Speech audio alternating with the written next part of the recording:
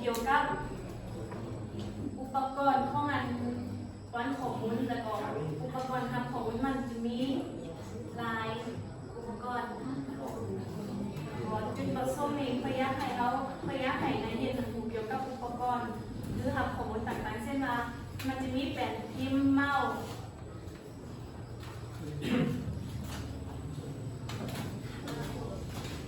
แล้วก็เครื่องสแกนเนอร์แล้วก็จอสัมผัสในมันจะมีอุปกรณ์ในนี้มันจะมีสีขอย่อยคือมันจะมีแผ่นพิมพ์มีเมาส์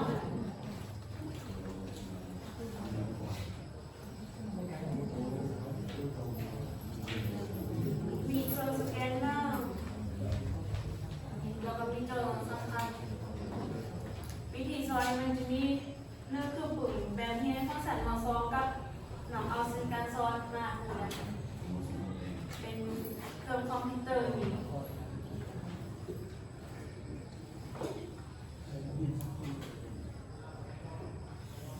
กิจกรรม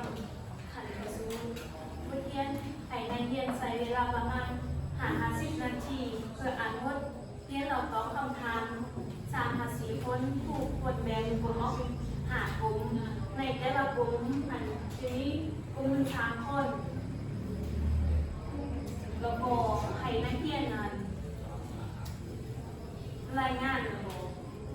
ครูควรซุ่มเสยโดยการตบมือแล้วก็ครูสรุปวันนี้คืนที่นักเรียนตอบว่ามันถือว่า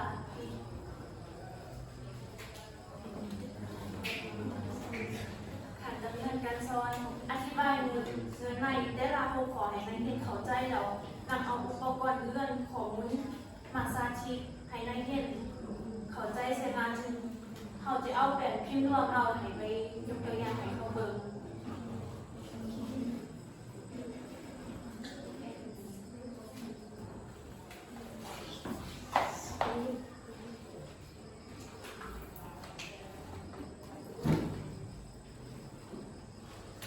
สรุปผู้อธิบายประเทศขึ้นแล้วผู้ทางนักเรียนว่ามีความเข้าใจ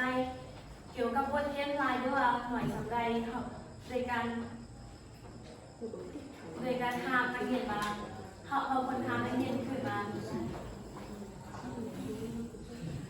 ว่าอุปกรณ์การผ่อนของมือเรือครับของมือหันมันมีคนลักษณะมีคนไปอยู่ว่าเรือหาที่ห้องได้รับอุปกรณ์ทำมันมีอย่างไรประเมินความหูข้างในโดยการตั้ง